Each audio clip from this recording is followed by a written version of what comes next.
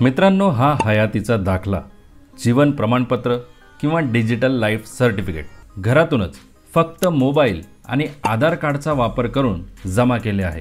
कुठल्याही बँकेत, पोस्टात, एजन्सीत किंवा कोणत्याही सायबर कॅफेमध्ये जाऊन नाही, आणि तोही मोफत, फक्त 5 ते 7 मिनिटात। तुम्हाला देखील करता येईल। फक्त या व्हिडिओमधल्या सर्व स्टेप्स फॉलो करा। नमस्कार मित्रांनो, हयातीचा दाखला जमा करण्याअगोदर तुमच्या फोनमध्ये या सर्व गोष्टी असायला हव्या, जसे Android 8 version software, 4 GB RAM, 500 MB पर्यंत मोकळी जागा आणि 5 मेगापिक्सल किंवा त्यापेक्षा जास्तीचा कॅमेरा असेल तर मोबाईलच्या प्ले स्टोअरमधून आधार फेस आरडी आणि जीवन प्रमाण हे दोन्हीही मोबाईल ॲप्लिकेशन्स एक एक करून इन्स्टॉल करून घ्या।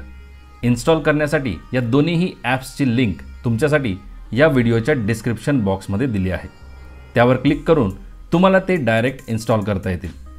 दोन्ही ॲप मोबाईलमध्ये इन्स्टॉल झाल्यानंतर आता जीवन प्रमाण ॲपवर क्लिक करा। ॲप ओपन झाल्यानंतर कंटिन्यू विथ UIDAI इथे येसवर क्लिक करा।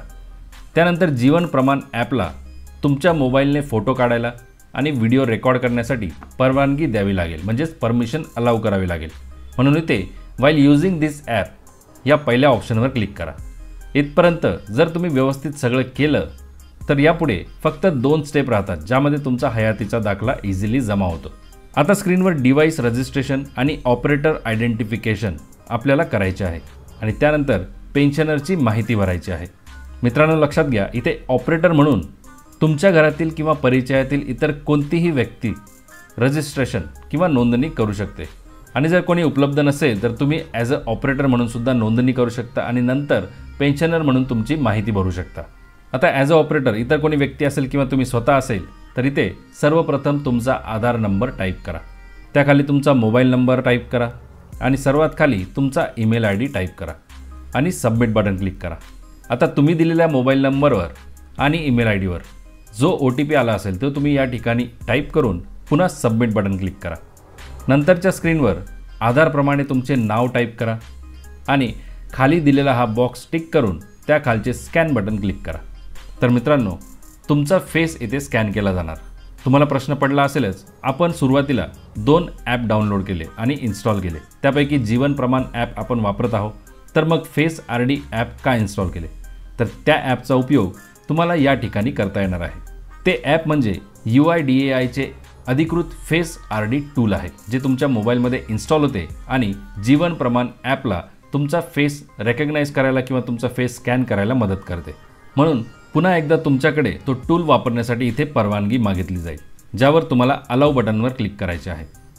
मित्रांनो, आता तुमचा चेहरा ॲज अ ऑपरेटर म्हणून स्कॅन केला जाणार आहे आणि तो व्यवस्थित स्कॅन केला जावा यासाठी इथे दिलेल्या सूचना नीट वाचा। स्कॅनिंग करताना रूममध्ये लाईट एकसारखा असावा आणि कॅमेरापासून एक ॲप्रोप्रिएट अंतर असावे। सूचना वाचल्यानंतर या बॉक्सवर टिक करा आणि प्रोसीड बटन क्लिक करा। आता तुमच्या मोबाईलचा कॅमेरा सुरू होईल। मग तुम्हाला स्क्रीनवर सूचना दिसतील, जसे होल्ड स्टिल अँड ब्लिंक म्हणजे स्थिर उभे राहा आणि डोळ्यांची उघडझाप करा। तसे केल्यानंतर तुमचा फोटो कॅप्चर केला जाईल आणि क्लायंट रजिस्ट्रेशन सक्सेसफुल असा मेसेज स्क्रीनवर तुम्हाला दिसेल। आता यानंतर पेन्शनर आयडेंटिफिकेशन ही स्क्रीन समोर दिसेल, म्हणजे या ठिकाणी तुम्हाला आता पेन्शनर किंवा ज्यांचा हयातीचा दाखला जमा करायचा आहे त्यांची माहिती भरायची आहे। त्यासाठी पुन्हा पेन्शनरचा आधार नंबर टाईप करा, त्याखाली पेन्शनरचा आधारसोबत लिंक असलेला तसेच PPO सोबत रजिस्टर्ड असलेला मोबाईल नंबर टाईप करा व त्याखाली ईमेल ID टाईप करून सबमिट बटन क्लिक करा। आता दिलेल्या मोबाईल नंबरवर OTP तुम्हाला मिळेल, तो OTP या ठिकाणी टाईप करून पुन्हा सबमिट बटन क्लिक करा। मित्रांनो, आता तुम्ही दिलेल्या माहितीनुसार तुमचा PPO नंबर, नाव, पेन्शनचा प्रकार, ऑर्गनायझेशन कोणती आहे, सँक्शन ऑथॉरिटी कोणती आहे, डिस्बर्सिंग एजन्सी, पेन्शन ज्या बँकेत जमा होते त्या बँकेचे नाव, अकाउंट नंबर ही सर्व माहिती स्क्रीनवर डिस्प्ले केली जाईल। आलेली सर्व माहिती बरोबर असल्याची खात्री करा आणि त्याखाली विचारलेल्या दोन्ही प्रश्नांची उत्तरे येस अथवा नो मध्ये टिक करा, जसे आर यू रीएम्प्लॉईड म्हणजे तुम्ही पुन्हा कुठे कामावर रुजू झालेले आहात का, आणि आर यू रीमॅरिड तुम्ही पुनर्विवाह केला आहे का। नंतर नेक्स्ट बटन क्लिक करा। यानंतर स्क्रीनवर सर्व डेटा दिसेल, त्याखाली या दोन्हीही बॉक्सेसवर टिक करा आणि सबमिट बटन क्लिक करा। मित्रांनो, तुम्हाला आणखी कोणासाठी DLC डिजिटल लाईफ सर्टिफिकेट जमा करायचे असेल तर येस करून पुन्हा त्या दुसऱ्या पेन्शनरची माहिती तुम्हाला या ठिकाणी भरता येते आणि नसेल भरायचे तर या मेसेजवर नो क्लिक करा। आता तुम्ही ज्या PPO नंबरसाठी DLC जमा करत आहात तो स्क्रीनवर दाखवला जाईल। तो तुमचाच असल्याची खात्री करा आणि इथे हा बॉक्स टिक करून पुन्हा स्कॅन बटन क्लिक करा। मित्रांनो, पुन्हा एकदा अशा प्रकारे तुमचा कॅमेरा ओपन होईल। आता या ठिकाणी तुम्हाला तुमचा म्हणजेच पेन्शनरचा ज्यांचा हयातीचा दाखला जमा करायचा आहे त्यांचा लाईव्ह फोटो कॅप्चर करायचा आहे। त्यासाठी पुन्हा एकदा त्याच सर्व सूचनांचे पालन करा, जसे स्थिर उभे राहणे आणि डोळे ब्लिंक करणे।